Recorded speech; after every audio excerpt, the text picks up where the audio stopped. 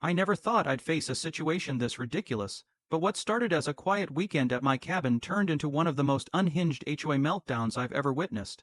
I own a small cabin just outside a private HOA community. Important detail, my property is not part of the HOA. It's deeded separately, documented, surveyed, and legally mine. I bought it specifically because it's outside HOA control.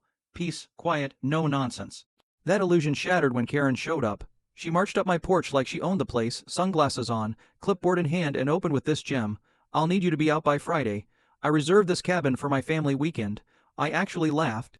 I thought she was joking. She wasn't. Karen explained, very confidently, that since my driveway crossed near HOA land, the cabin was functionally HOA accessible, which apparently meant she could assign it for use.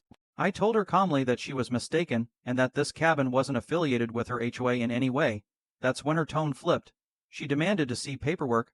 I showed her my deed. She dismissed it. She told me HOA rules override private misunderstandings. I told her slowly and clearly that she had zero authority over my property. Her face turned red. She raised her voice, accused me of withholding community assets, and announced she'd be calling the police to have me removed for trespassing. I smiled and said, "Go ahead." Karen stormed back to her SUV, dialing furiously, pacing in my driveway while pointing at my cabin like it had personally offended her.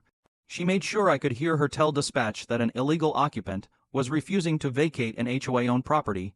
10 minutes later, 2 officers arrived.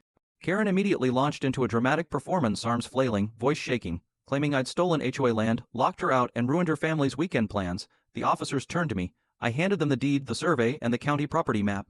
I didn't raise my voice, I didn't interrupt. One officer took about 30 seconds to verify it on his tablet. Then he turned to Karen. He explained, very patiently, that the cabin was privately owned, not HOA property, and that she had no legal claim whatsoever. He also warned her that falsely reporting trespassing could have consequences. Karen snapped. She insisted the HOA would fix this. She threatened lawyers, she threatened fines, she demanded the officers do something. They did. They told her to leave my property immediately and not return. Any further contact, they explained, would be considered harassment. The look on her face was priceless. As she stomped off, the officer apologized to me for the disturbance and casually suggested I install a gate or signage to prevent future misunderstandings. I already had plans for that.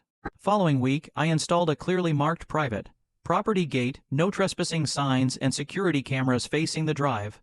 I also sent a certified letter to the HOA board with copies of the police report, formally notifying them that any further interference would result in legal action. Karen hasn't been back, and my cabin weekends peaceful as ever. Sometimes the best revenge isn't loud. It's knowing the law, staying calm, and letting Karen implode all by herself.